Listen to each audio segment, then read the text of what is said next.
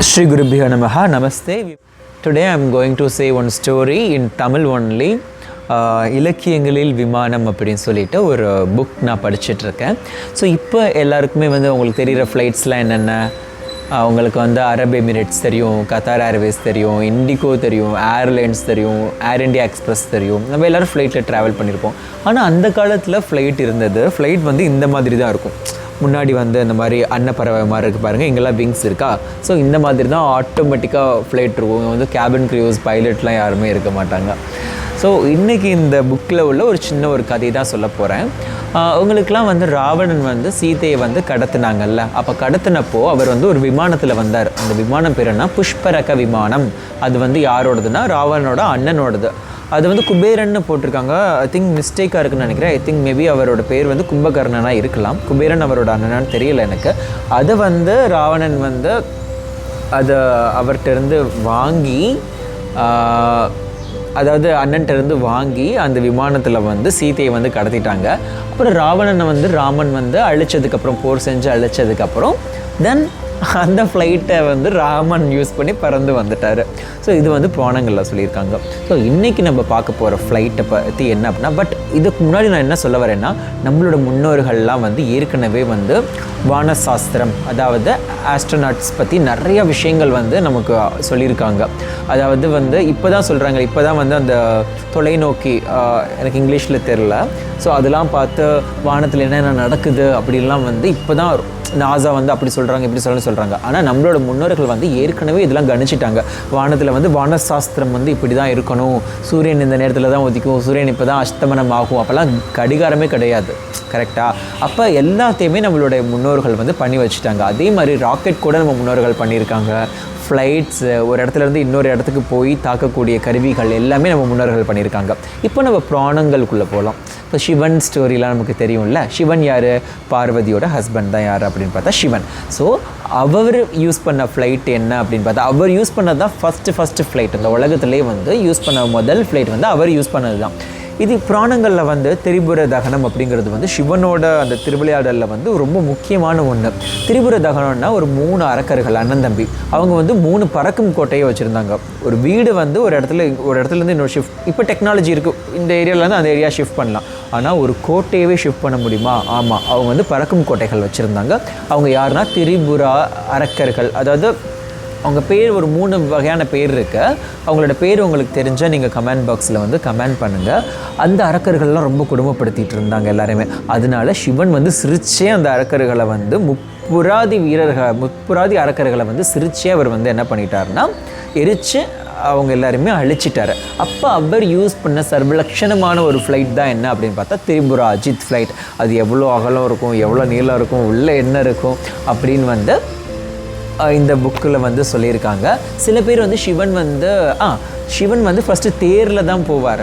அந்த தேரில் வந்து சரஸ்வதி, நாரதர், விஷ்ணு அப்படின்னு எல்லா கடவுள்கள் வந்து அந்த மொத்த அம்சமும் பொருந்தி அந்த தேரில் போகிறப்ப ஒரு சடன் ஃபீல்டில் என்ன ஆயிடுச்சு அப்படின்னா, எல்லா தேவர்களுக்கும் ஒரு கர்வம் வந்துருச்சு. நம்ம வந்து இவ்வளோ தேரில் வந்து இவ்வளோ ஐக்கியமாக உட்காந்துருக்கோம். ஃபார் எக்ஸாம்பிள் தேரோட்டியாக ஒருத்தர் சூரியன் வந்துட்டார், குதிரைகளாக இத்தனை பேர் வந்துட்டாங்க, இமயமலை வந்து அதோட தேரோட வில்லோட நானாயிருச்சு.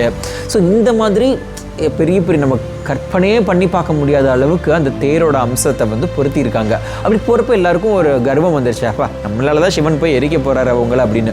சிவன் பார்த்தார், என்னடா ஓவராக பண்ணுறீங்களா அப்படின்னு சொல்லிட்டு டபார்னு உட்காந்தாரு. தேரை டம்முன்னு உடஞ்சி அக்கக்கா தெரிச்சு ஓடிடுச்சு. அதுக்கப்புறம் அவர் இந்த விமானத்தை யூஸ் பண்ணியிருக்காரு, திரிபுராஜித் விமானத்தை. இப்போ நம்ம கதைக்கு வரலாம். புராணங்களில் விமானம், திருவிளையாடல் புராணம். வரகுண பாண்டியனுக்கு சிவலோகம் காட்டிய படலம். வரகுண பாண்டியன் வந்து மன்னனாக இருந்தபோது சாயந்தரம் போல் வேட்டையாடிட்டு வந்திருக்கான். அப்படி வரப்போ அவனோட குதிரையில் செம ஸ்பீடாக வரப்போ ஒரு பிராமணன் வந்து தூங்கிட்டு இருந்தார். கோவிலில் பூஜை பண்ணுவார் இல்லடா, ஸோ அவர் வந்து தூங்கியிருக்காரு. அப்போ தூங்கிட்டு இருந்தப்போ என்ன ஆயிருக்குன்னா, அந்த பிராமணனை வந்து குதிரை வந்து என்ன ஆயிடுச்சுன்னா மிதிச்சிருச்சு. அந்த பிராமணன் இறந்துட்டார். ஸோ இது தெரியாமல் வரகுண பாண்டியன் எங்கே போயிருக்காரு அப்படின்னா கோவிலுக்கும் போயிட்டார். போனால் பிரம்மஹத்தி தோஷம் வந்து பிடிச்சிருச்சு. பிரம்மஹத்தி தோஷம் அப்படின்னா அது ரொம்ப ஒரு கடுமையான ஒரு தோஷம். நம்ம சொல்கிறோம்ல, சனி பிடிச்சிட்டாரு அப்படின்னு. சனியை விட ரொம்ப ஒரு கொடுமையான ஒரு தோஷம் எது அப்படின்னு பார்த்தா பிரம்மஹத்தி. அது பிடிச்சா நம்மளே கைத்தட்டுவோம், நம்மளே சிரிப்போம், நம்மளே பேசுவோம், நம்மளை போட்டு படுத்தி எடுத்துருவோம், தலைவலி காய்ச்சல். இப்போ சொல்கிறோம்ல, கடுமையாக வயிறு வலிக்கும், அனலாக கொதிக்கும், உடம்பு ஃபுல்லாக அனலாக கொதிக்கும், என்னென்ன மூச்சடைக்கும், என்ன பண்ணுறதுன்னே தெரியாது. ஸோ இந்த தோஷத்தை நிவர்த்தி பண்ணுறதுக்காக மாடுகளுக்கு புல் கொடுக்கறது, பல யாகங்கள் வளர்க்குறது, பிராமணர்களுக்கெலாம் வந்து என்ன சொல்கிறது, நிறையா ட்ரெஸ் வஸ்திரங்கள் கொடுக்கறது, அஸ்வமேத யாகம்னா சொல்லிட்டு ரொம்ப ஃபேமஸான ஒரு யாகம். குதிரையை வச்சு சம்திங் ஒரு யாகம் பண்ணுவாங்க. அந்த யாகம் பண்ணுறது, இந்த மாதிரி பல யாகங்கள் பண்ணியுமே வந்து அந்த தோஷம் வந்து நிவர்த்தி ஆகலை. அவ்வளோ கஷ்டப்பட்டார் அந்த வரகுண பாண்டியன். அதுக்கப்புறம் வந்து என்னாச்சு அப்படின்னா, ஒரு டயத்தில் வந்து ஒரு அசரீரி கேட்டுச்சு. அசரீரினா சம்டைம்ஸ் வந்து நமக்கே ஃபீல் ஆகும், ஏதோ ஒன்று நம்மளை யாரோ சொல்கிற மாதிரி இருக்கும், ஓகேவா? அப்போ வரகுண பாண்டியனே, இந்த மாதிரி சோழன் வந்து உன்கிட்ட வந்து போர் தொடுக்க வருவான், போர் தொடுத்து வரப்போ அவன் போரில் தோற்று ஓடுவான், அவனை நோக்கி நீயும் போகிறப்ப உனக்கு திருவிடைமருதூரில் வந்து ஒரு தரிசனம் கிடைக்கும் அப்படின்னு ஒரு அசரீரி வந்திருக்கு.